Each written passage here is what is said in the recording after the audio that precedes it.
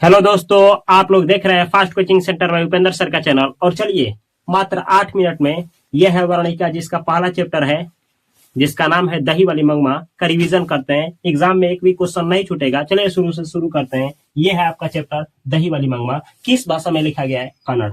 और पूछा जाए लेखक कौन है दही वाली मंगमा पाठ का? आंसर करना है श्रीनिवास। श्रीनिवास का पूरा नाम पूछे तो आंसर करना है मास्ती वेंकटेश अयंगार। अगर श्रीनिवास का जन्म पूछे तो 6 जून 1861 ईस्वी में कोलार जगह है, कर्नाटक में हुआ था। अगर आपसे पूछा जाए कि ना श्रीनिवास को साहित्य अकादमी पुरस्कार कब दिया गया था, क्यों दिया गया था, तो इनको साहित्य अकादमी पुरस्कार से सम्मानित किया गया है 1968 ईस्वी में। एक रचना लिखे थे, रचना का नाम क्या था? सनड़ा कथे गिलू के लिए इनको मिला था। अगर आपसे पूछा जाए कि दही वाली मंगमा पाठ है जो कहां से लिया गया, कहां से संकलित है, कहां से उद्धृत है, आंसर करेंगे कन्नड़ कहानियां से। अगर ये ऑब्जेक्टिव में नहीं है तो नेशनल बुक ट्रस्ट इंडिया मार करके आना है। अगर आप लोगों से पूछा जाए कि दही वाली मंगमा पाठ तो कन्नड़ भाषा में लिखे हैं कौन? श्रीनिवास। लेकिन दही वाली मंगमा पाठ का हिंदी अनुवादक यानी हिंदी में ट्रांसलेट कौन किया है? आंसर करना है बी आर नारायण। अब इसमें जो कहानी है दही वाली मंगमा, बतला दे कि दही वाली जो मंगमा है वो एक औरत है और उनका पति जो है उनका साथ छोड़ दिया है, किसी और के साथ चला गया है। और उनका जो बेटा है और एक बहू है जिनका नाम है नंजमा। यहाँ देख सकते हैं ये बेटा है और ये है बहू नंजमा, एक पोता भी है। ये कहाँ की रहने वाली है तो बतला दें, मंगमा जो है बेंगलुरु शहर में दही बेचने जाती है। बारी बारी से दही बेचती है। बारी का मतलब महीना दिन तक हम क्या किए? दही दिए, आप महीना दिन पैसा ले लिए, इसको बारी कहा जाता है। तो मंगमा बेंगलुरु शहर में बारी से दही बेचती है। और ये रहने वाली कहाँ की है तो औलूर गांव है। औलूर गांव के पास ही एक वेंकटपुर है, शायद उसी वेंकटपुर के रहने वाली है। एग्जाम में पूछा जाएगा कि कहाँ की रहने वाली थी मंगमा, तो वेंकटपुर ही मार करके आना है। अगर ये नहीं ऑप्शन दिया है औलूर गांव तो औलूर गांव ही मार करके आना है। और पाठ के अंदर ये बोलती है लोगों को कैसे मत्ती मारा जाता है, उस पर कहा बोलती है जादू तरीका देती है। अब बोलती है ये दावा करने से तो मसान ही जगता है। पूछा जाएगा, ये मंगमा बोली होती है, चैप्टर के अंदर से है।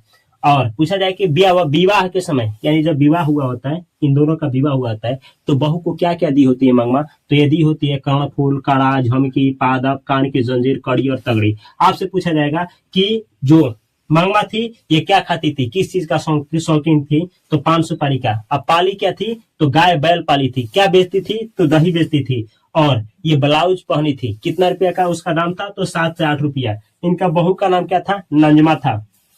ये दही बेचने कहाँ जाती थी तो बेंगलुरु शहर जाती थी। अब भेंट किन से करती थी तो ये माँ जी थी। माँ जी कौन है तो लेखक की माँ है। ऐसी माँ जी से भेंट करती थी ये, माँ जी से मुलाकात करती थी, दुख सुख गाती थी। और आपसे पूछा जाएगा कि ना यहाँ एक रास्ते में क्या पड़ता था? अमराई के कुआं। अमराई के कुआं के पास किससे मुलाकात हुआ था मंगमा का? तो रंगपा से। रंगपा कौन था तो एक जुआरी था। और ये क्या चाहता था तो पहली बार क्या मांगा था? पैसा मांगा था।